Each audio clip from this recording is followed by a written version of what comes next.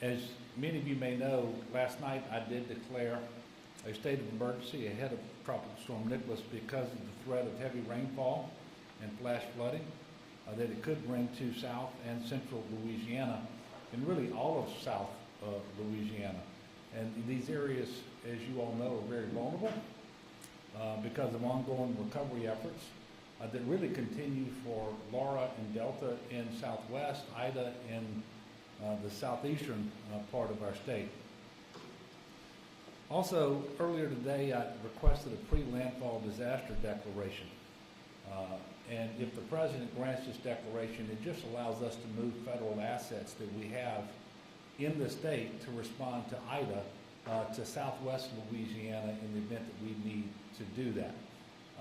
Absent the declaration, I don't really have the authority to engage those personnel and those assets in response to Nicholas. We want to make sure that we have that flexibility. Nicholas will likely be weakening into a depression as its center slowly moves into Louisiana early on Wednesday morning and will exit into southern Mississippi by Thursday morning. However, the track, the intensity are not yet certain with respect to Nicholas, and if it moves further to the east and it stays over water longer, it could intensify even more than is currently depicted on the graphics. Life-threatening flash flooding due to very heavy rainfall will be the primary concern, and that's Tuesday through Thursday, with rain totals of 6 to 10 inches across South Louisiana, and in isolated areas it could be much higher than that. And that's especially true if the forward speed of the storm slows down. Again, it recently picked up speed, but it was moving much slower earlier. Also has the potential to cause river flooding in southwest and in southeast Louisiana. One of the things that could exacerbate the threat of flooding are all the ditches and catch basins and storm drains and so forth, all these drainage systems that have debris from previous storms that hasn't yet been cleaned up, and that could enhance the threat for flash flooding. Isolated tornadoes are always possible with tropical systems, and the threat for tornadoes will primarily be on Wednesday and Thursday. And one of the things we have to guard against is dismissing the threat of this storm because it is not projected currently to reach hurricane strength before it makes landfall. A few things about this storm I want everyone to realize. As of right now, with this projected path, the right side, or typically the side where most of the rain falls, will be in Louisiana. Secondly, Hurricane Ida, long after it ceased being a hurricane, caused devastating flash flooding because of rainfall throughout New Jersey, Delaware, and New York. And I would only have to point back to 2016 here, and really May of this year as well, when we had unnamed storms that actually caused significant property damage and the need for some sheltering because of rain and flash flooding. And we certainly know from 2016 you don't have to even have a named storm in order to have very significant flooding. So because of the high amounts of rainfall, the threat of flash flooding, coupled with the fact that southwest Louisiana and southeast Louisiana are still recovering from multiple storms, I felt like the declaration of emergency was a prudent thing to do. And we're asking everyone across South Louisiana, and when we say South Louisiana, potentially heavy rainfall in central Louisiana as well, as you can see from the graphics. But we're asking everyone to be mindful of the threats that are posed. It doesn't take much water to wash your car off the road. And after Hurricane Ida moved through, an individual perished while trying to drive across a flooded roadway in his vehicle. Floodwaters often hide other dangers as well. It could be electrical wires or sharp objects. And of course, the safe thing to do is stay out of floodwater. Remember, stay aware of the situation. Heed all of the guidance coming from local officials. Make sure that you're tuning in to the National Weather Service and the TV news or radio news and know what's happening with the weather. Watch for boil advisories in case water systems go out. Understand that much of the electricity restoration has already happened, is tentative.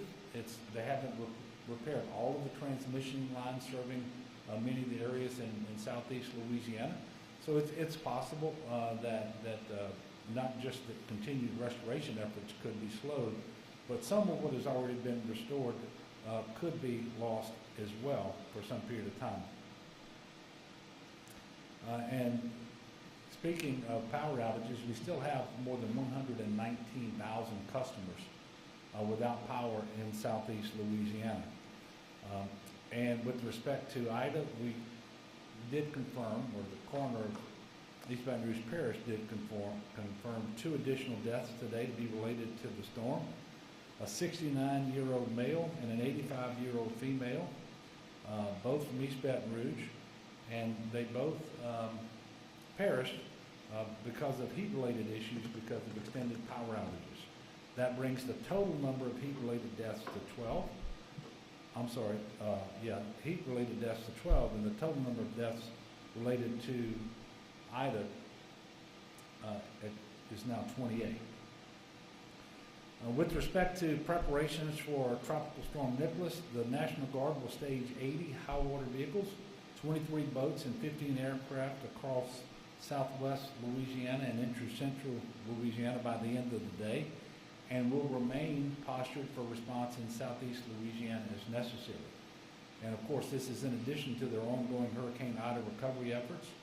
Currently, more than 8,200 service members are activated in support of operations in Louisiana. That includes more than 2,000 from other states. The State Fire Marshal has 30 boats staged in Lafayette today with the potential for that number to go up to 72 if needed. Communications are also underway with Louisiana urban search and rescue teams, and we have 4 teams available immediately, and we will increase that number if we need to. Similarly, the Louisiana Wildlife and Fisheries are posturing with 169 agents with boats and trucks able to respond.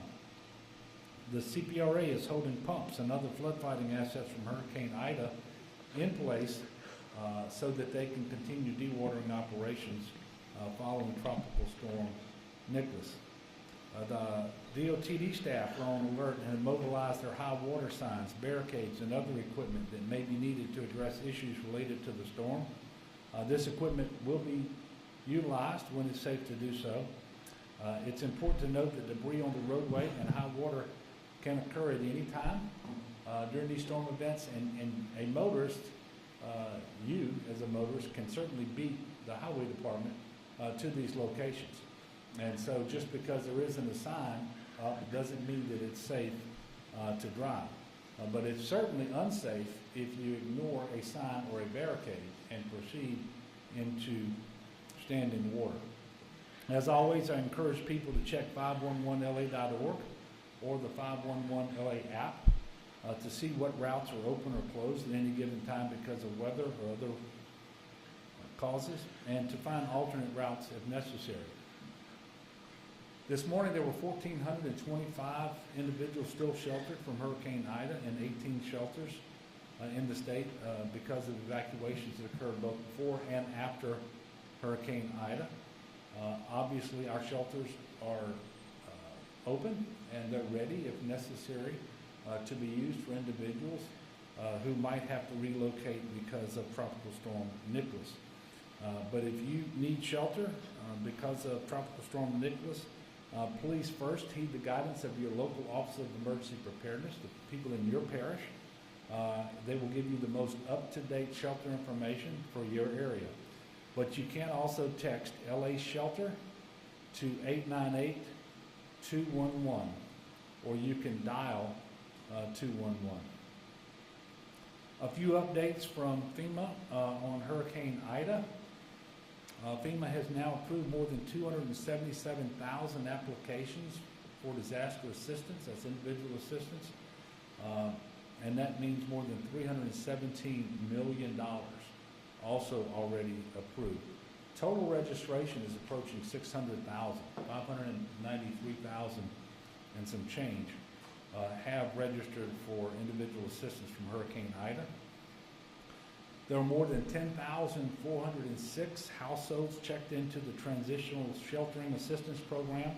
That means more than 30,000 household members are in hotels because of the TSA program.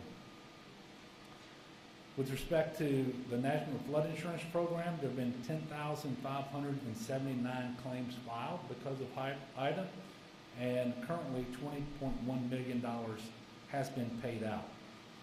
The Small Business Administration has approved 884 loans for a total of more than $36.8 million.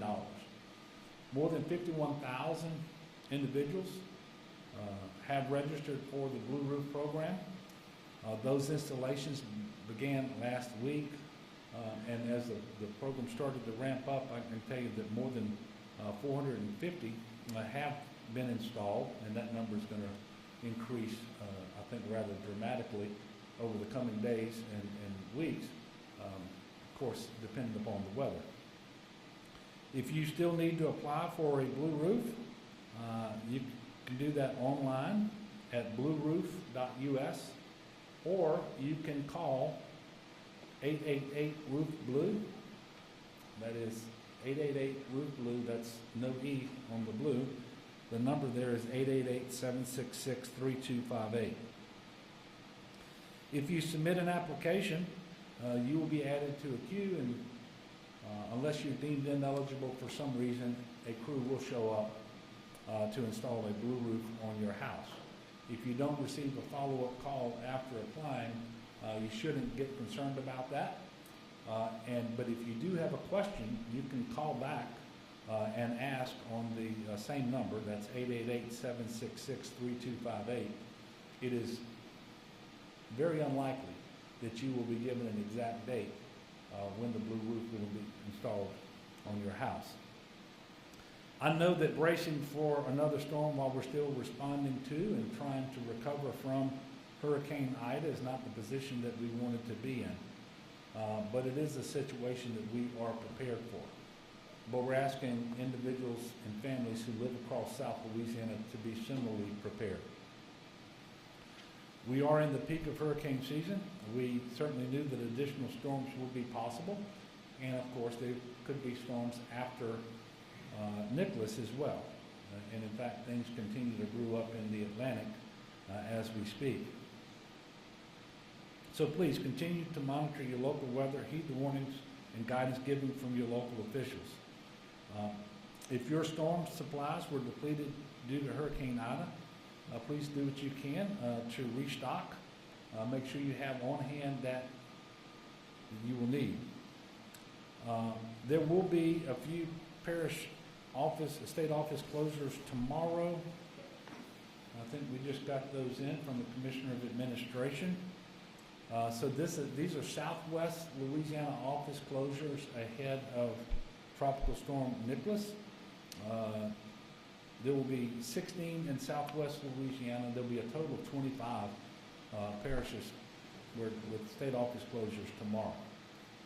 So tomorrow they'll close in Vernon, Rapides, Avoyelles, Beauregard, Allen, Evangeline, St. Landry, Calcasieu, Jefferson Davis, Acadia, Lafayette, St. Martin, Cameron, Vermilion, Iberia, and St. Mary. Just a few comments on COVID, and then we'll take a few questions. Obviously, all of our response to Ida and preparations for Nicholas come during the pandemic.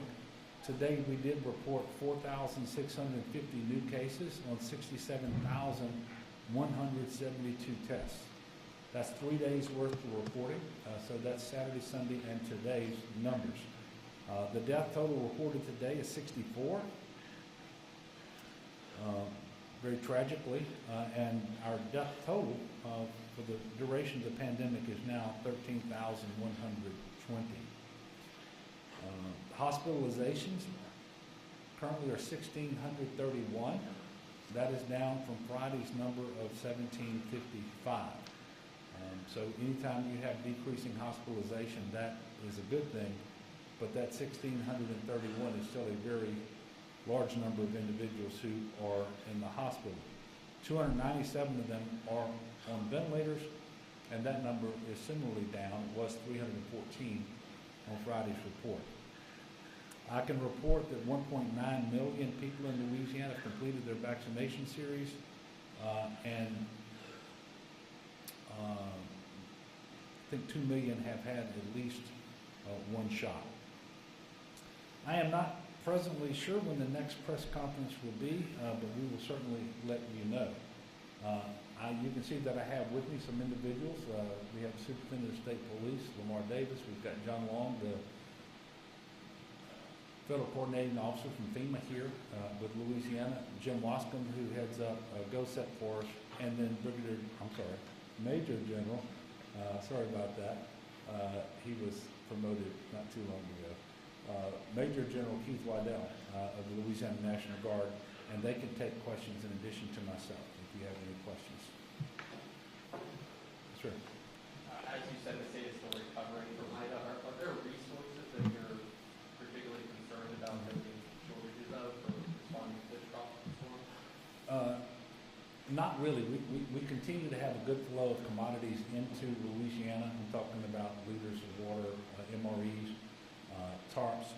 We have ice that's available, and we have expedited resupply on the one commodity that we run short of, and that was tarps. And so we're going to have more tarps coming in tonight, and we're going to redirect some that we already have on hand so that they're available to go to southwest Louisiana if necessary. We actually are positioned pretty well. Obviously, you hate diverting resources away from southeast Louisiana. Hopefully we won't have to do that, or at least not in any big way, because we're still needing to address concerns down there. Those 119,000 customers without power are concentrated now in relatively few parishes, and they still need an awful lot of assistance in terms of fuel and ice and food and water and so forth. But we have commodities on hand, and one of the things that we're very blessed is we actually have a lot of assistance coming from other states. I told you about the more than 2,000 soldiers from other states' National Guards. That gives us more flexibility than we would otherwise have to prepare for and respond to Nicholas. But we also have sheriff's deputies and state troopers from other from other states as well. So all of that is very helpful. Yes, sir. Could you address some of the concerns around shelter and Terrebonne and Rouge? Folks are sitting in their cars or they don't have anywhere to go. Are you guys, how are you responding to that issue? Well, we have made available shelters at the state level, and there are shelters with parishes. We've also turned on transitional sheltering assistance, and as I told you, there are more than 30,000 individuals who are taking advantage of that by being able to stay in the hotel. We actually have 1,700 and something rooms in New Orleans hotels that are available for TSA right now. So we would encourage individuals to take advantage of these opportunities that are there today. And obviously we're going to be working towards more permanent housing solutions going forward, but that's going to take some time to mobilize the resources, get the appropriations necessary and so forth in order to hopefully engage in a very robust CDBG disaster recovery program. But we have assets that are available. So we encourage people to contact our Office of Emergency Preparedness to find out where their shelters are. They can call 211 or access the sheltering information that we gave you before, and they should take advantage of the TSA program. Again, there are hotels. I think what happened is we've seen the electricity restored to areas in New Orleans. Hotel rooms have opened up, and the last number I got this morning was 1,700 and something rooms in New Orleans that are available right now for those individuals. Anything else? Well, look, I thank you for continuing to. Oh, I'm sorry. Yeah, I was just wondering about like critical medicine. I know that you're doing a lot of things, and you're doing Are you going to address that with the services? I hate to do this. I couldn't understand the question. I was talking about critical medicine, such as insulin. Oh, critical medicine such as insulin, and the question is, How do you plan on rolling that out? Are you going to use the same services in place as the last person? yeah, well, one thing that we know about insulin and some other medicines is that you can't, you have to keep it refrigerated. That's one of the reasons that we've been pushing out ice the way that we have for individuals without electricity and access to refrigerators, is so that and we've been making this point over and over, ice is not just so that you have a couple of ice cubes in your glass of water. It really is much more important than that. It keeps your food from spoiling, but it also can make sure that you have insulin on hand. Now, beyond that, I still wasn't able to understand the question. So, Jim, can you tell me? Yeah, I think she was talking about, Governor, how do we address the shortage of insulin? Yeah. In the last one. Yeah. I'm not prepared to discuss a shortage of insulin, and quite frankly, I'm not sure that I've been briefed that there was a shortage of insulin. I know that we've been trying to make sure that people could keep the insulin that they had from spoiling. But obviously, if there's an issue there, I'll raise it with the Department of Health as soon as this is over, to make sure that we do have something in place in order to address any challenges related to medications. Look, thank you all very much. Again, we will tell you if and when we're going to have a press availability tomorrow. We are encouraging people to take this storm seriously, because we're not in the posture that we would like to be before a storm. We're still responding to the previous one in southeast Louisiana, Ida, and we know that southwest Louisiana remains compromised as well, from Laura and Delta last year and the May floods this year. And all the debris hasn't been removed from the drainage laterals and the other canals and so forth. And so we're asking people to take this seriously. Remember that it doesn't take a named storm, much less a hurricane, in order to produce tremendous rainfall. And so let's be mindful of that. Let's make sure that we get ourselves ready to, as best we can, to withstand Nicholas, and we're going to continue to respond to Hurricane Ida as we are able to do that as well. So thank you all very much, and we will be addressing you again soon.